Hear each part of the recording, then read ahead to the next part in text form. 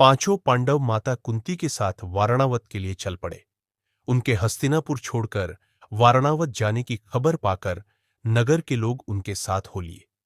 बहुत दूर जाने के बाद युधिष्ठिर का कहा मानकर नगरवासियों को लौट जाना पड़ा। दुर्योधन के षड्यंत्र और उससे बचने का उपाय विदुर ने युधिष्ठिर को इस तरह गूढ़ भाषा में सिखा दिया था कि जिससे दूसरे लोग समझ न सके। वारणावत के लोग पांडवों के आगमन की खबर पाकर बड़े खुश हुए और उनके वहां पहुंचने पर उन्होंने बड़े ठाठ से उनका स्वागत किया। जब तक लाख का भवन बनकर तैयार हुआ, पांडव दूसरे घरों में रहते रहे, जहां पुरोचन ने पहले से ही उनके ठहरने का प्रबंध कर रखा था। लाख का भवन बनकर तैयार हो गया तो पुरोचन उन्हें उसमें ले गया। भवन में प्रवेश करते ही युधिष्ठिर ने उसे खूब ध्यान से देखा। विदुर की बातें उन्हें याद थीं। ध्यान से देखने पर युधिष्ठिर को पता चल गया कि यह घर जल्दी आग लगने वाली चीजों से बना हुआ है।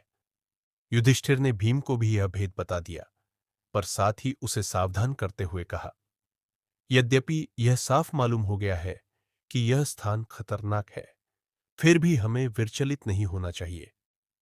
पुरोचन को इस बात का जरा भी पता न लगे कि उसके षड्यंत्र का भेद हम पर खुल गया है। मौका पाकर हमें यहां से निकल भागना होगा, पर अभी हमें जल्दी से ऐसा कोई काम नहीं करना चाहिए जिससे शत्रु के मन में जरा भी संदेह पैदा होने की संभावना हो। युधिष्ठिर की इस सलाह को भीमसेन सहित सब भाइयों तथा कुंती ने मान लिया। वे उसी लाख के भवन में रहने लगे। इतने में विदुर का भेजा हुआ एक सुंदर बनाने वाला कारीगर वारणावत नगर में आ पहुंचा। उसने एक दिन पांडवों को अकेले में पाकर उन्हें अपना परिचय देते हुए कहा, आप लोगों की भलाई के लिए हस्तिनापुर से रवाना होते समय विदुर ने युधिष्ठिर से सांकेतिक भाषा में जो कुछ कहा था, वह बात मैं जानता हूं। इसके बाद वह कारीगर महल में पहुंच गया और गुप्त रूप से कुछ दिनों में ही उसमें एक सुरंग बना दी। इस रास्ते से पांडव महल के अंदर से नीचे ही नीचे झाड़दीवारी और गहरी खाई को लांघ कर सुरक्षित बेखटके बाहर निकल सकते थे। यह काम इतने गुप्त रूप से और इस खूबी से हुआ कि पुरोचन को अंत तक इस बात की खबर न होने पाई। पुरोचन ने लाख के भवन के द्वार पर ही अपने रहने के लिए स्थान बनवा लिया था। इस कारण पांडवों को भी सारी रात हथियार लेकर चौकन्ने रहना पड़ता था। एक दिन पुरोचन ने सोचा कि अब पांडवों का काम तमाम करने का समय आ गया है। समझदार युधिष्ठिर उसके रंग ढंग से ताड़ गए कि वह क्या सोच रहा है। युधिष्ठिर की सलाह से माता कुंती ने उसी रात को एक बड़े भोज का प्रबंध किया। नगर के सभी लोगों को भोजन कराया गया। बड़ी धूमधाम रही, मानो कोई बड़ा उत्सव हो। खूब खा पी कर भवन के सब कर्मचारी गहरी नींद में सो गए। पुरोचन भी सो गया। आधी रात के समय भीमसेन ने भवन में कई जगह आग लगा दी और फिर पांचों भाई माता कुंती के साथ सुरंग के रास्ते अंधेरे में रास्ता टटोलते टटोलते बाहर निकल गए। भवन से बाहर वे निकले ही थे कि आग ने सारे भवन को अपनी लपटों में ले लिया। पुरोचन के रहने के मकान में भी आग लग गई। सारे नगर के लोग इकट्ठे हो गए और पांडवों के भवन को भयंकर आग की भेंट होते देखकर हाहाकार मचाने लगे। कौरवों के अत्याचार से जनता क्षुब्ध हो उठी और तरह तरह से कौरवों की निंदा करने लगी। लोग क्रोध में अनाप शनाप बकने लगे, हाय तौबा मचाने लगे और उनके देखते देखते सारा भवन जलकर राख हो गया। पुरोचन का मकान और स्वयं पुरोचन भी आग की भेंट हो गया।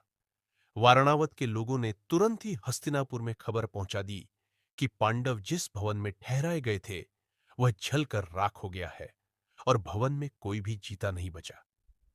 धृतराष्ट्र और उनके बेटों ने पांडवों की मृत्यु पर बड़ा शोक मनाया।